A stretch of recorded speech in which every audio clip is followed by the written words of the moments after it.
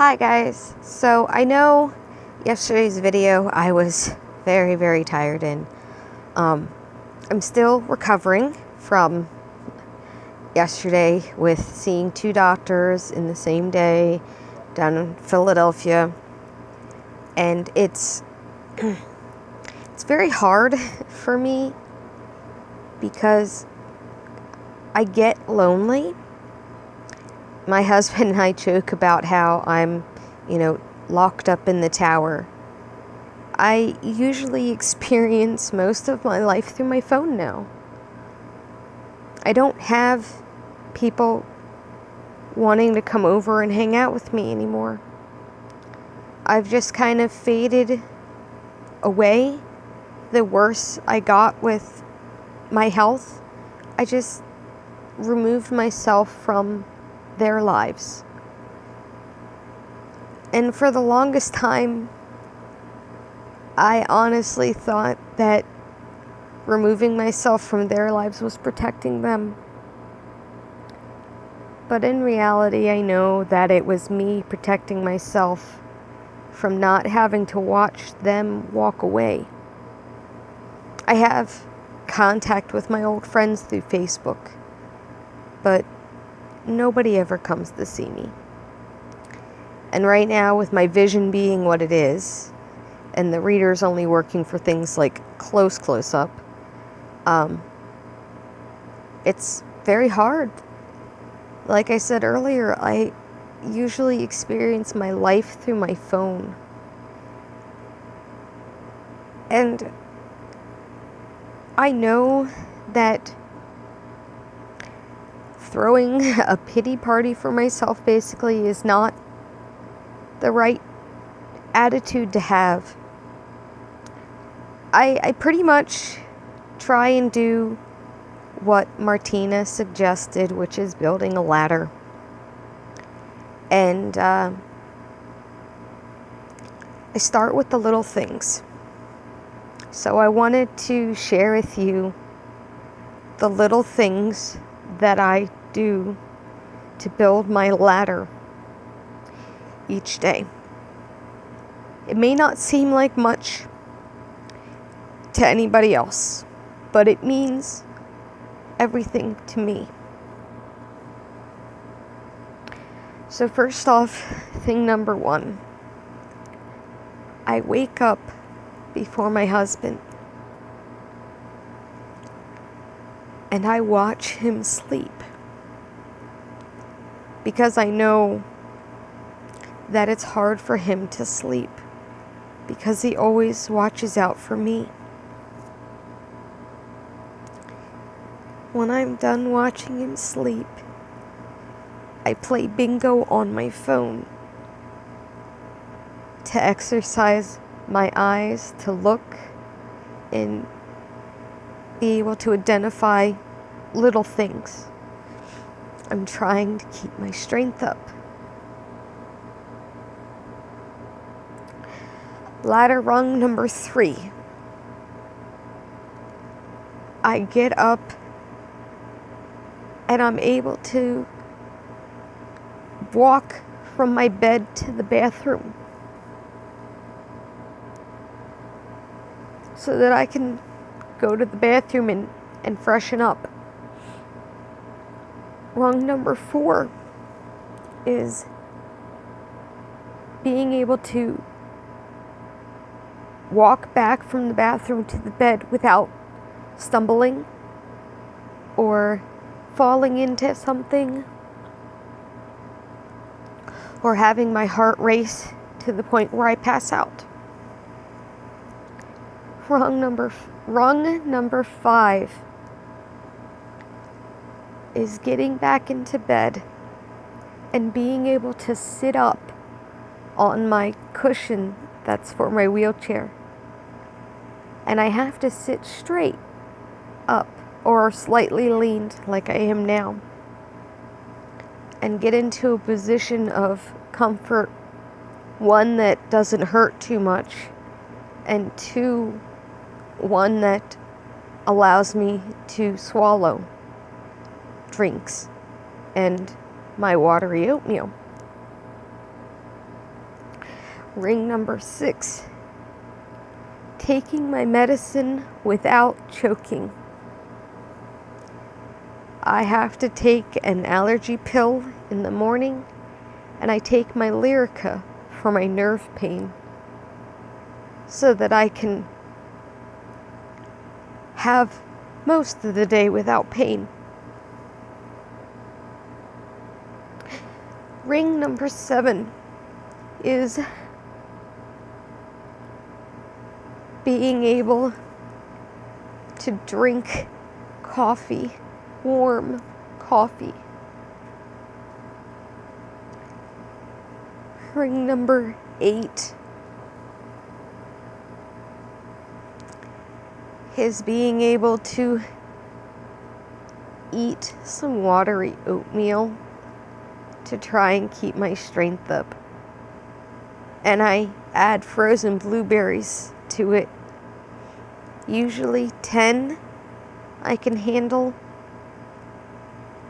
but I can only take them one at a time with a little bit of oatmeal because the skin of the blueberries comes off and it can sometimes choke me. So I have to remember to take my time, not try and talk while I'm attempting to eat, and I have to remember to only take small breaths, not quick breaths, because I don't want to end up having the oatmeal slide down my throat at the wrong time. Just taking small breaths and remembering to wait 2 beats after I swallow before I can take a breath because of my delayed swallow. Ring number 9 in my ladder is looking on Facebook at the history of what the day was for me through Facebook. And the reason why that one is the most important is because I can see the struggles I have had and that I made it through to today. And it makes me think about how on this day next year, I know something is going to be different.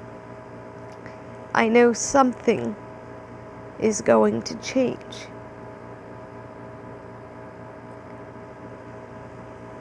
So after that, I then take to looking at my phone.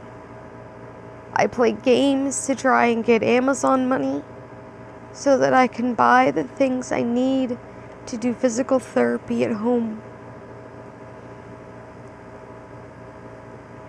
I wait for my coffee and my oatmeal to settle.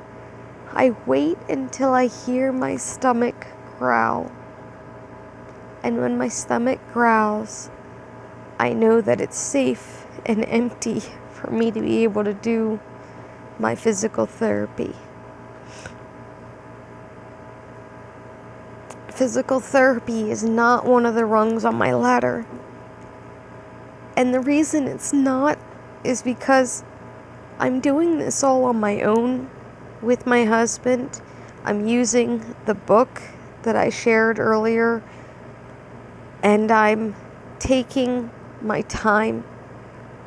I'm not under any pressure to finish physical therapy in an hour because I can't do that.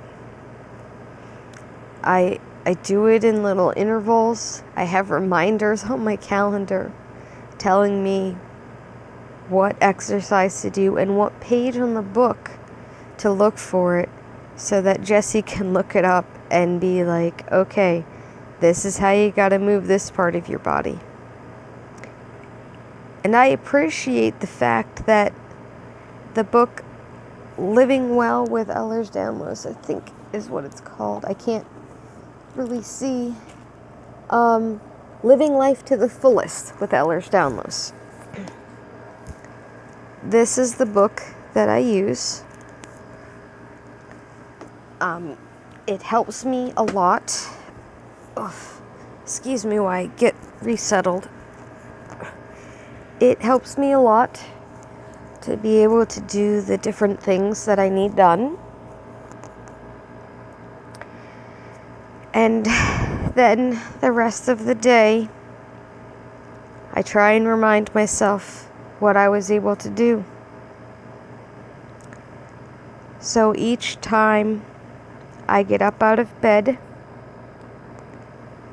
and I start to feel dizzy, I have the dresser to hold on to, and I remind myself that first thing in the morning, I was able to get up and walk to the bathroom unassisted, and that I can do it again.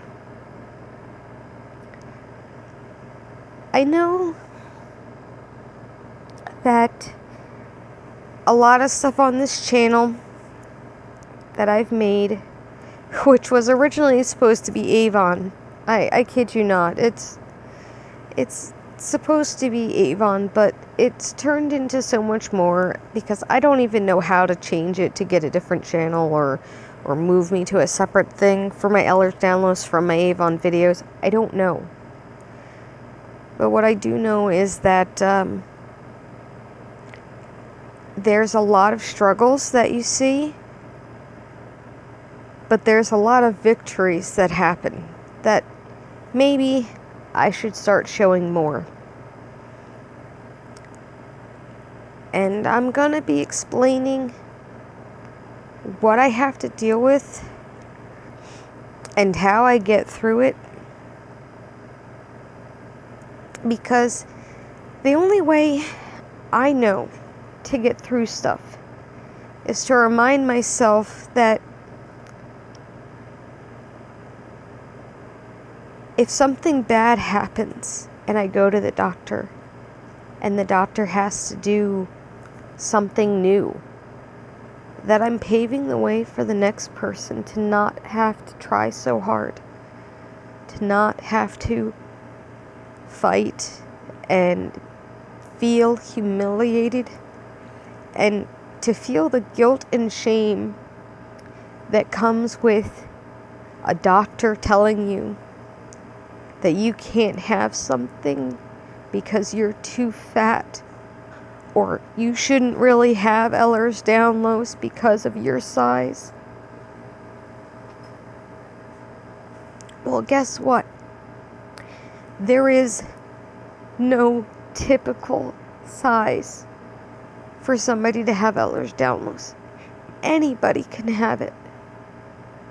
Anybody can be born this way. And it's not right for doctors to still think, even when dealing with a zebra, that it's right to say that somebody shouldn't have something and they shouldn't look into it because of their weight. I know I'm big. I know that I wear size 12 clothes, and on bad days I wear size 14.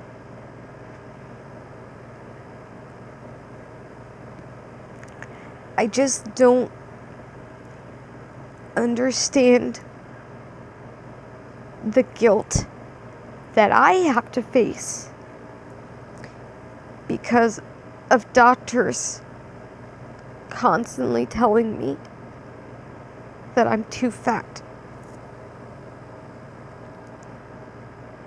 And I know there's somebody out there who's dealing with problems like me. I just hope that the videos I make help somebody.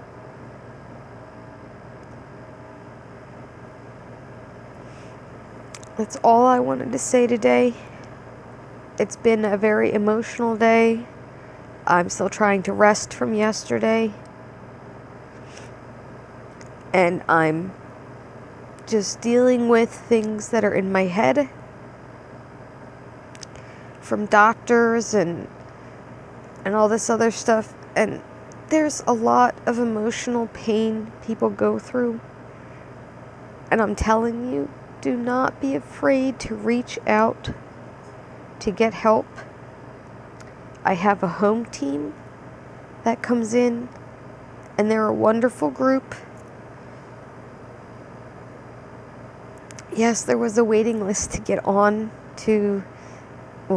into this group, but they do a lot, and they help me, and it's great that everybody works together as a team, and that I know my schedule, and that once a week I know somebody's going to be coming in to see me, and I know that I get phone calls to make sure I'm okay. And that's what's good about the group. Some of the stuff is definitely hard to talk about. I've read different posts on Inspire about other EDS patients and the trouble they're having. And I'm not trying to have my channel be just me complaining, because it's really not me complaining. It's me showing how I live with having Ehlers-danlos hypermobility type, how my family copes with me, and how my first year of diagnosis has really opened my eyes to this world of the unknown for Ehlers-danlos. I mean, absolutely, I never knew anything about this disorder, or syndrome as it's referred to, and disease in some other category, but I never knew existed. I, at one point in time, considered myself pretty smart, but nothing can compare to how little I know about my own sickness, and how I thirst for knowledge about it all the time. And I watch what other EDS patients go through, and I see the tests that they must do, and yes, I do sometimes envy them, because they're able to get things done, and I feel kind of bad because I get jealous of them. I get jealous of people for their good health. I get jealous of people for being able to look nice in clothes. I get jealous of anybody who can go outside when I'm stuck up here in my little castle tower. But I live my life on my phone. I live my life by watching all of you guys on YouTube. I live my life by experiencing the different things people post. And yes, my life is far from perfect, but it's getting better, little after little, doctor visit after doctor visit. And I'm going to find out all I can about Ehlers-danlos, and I'm going to have all of this information, and I'm going to fight like I've never fought before. I fight every step I take, and one day I'm going to have the strength to not have to fight. Yes, I'll still feel pain, but I will have so much strength that the fight to keep going is what's going to take over. And I can't wait for that day.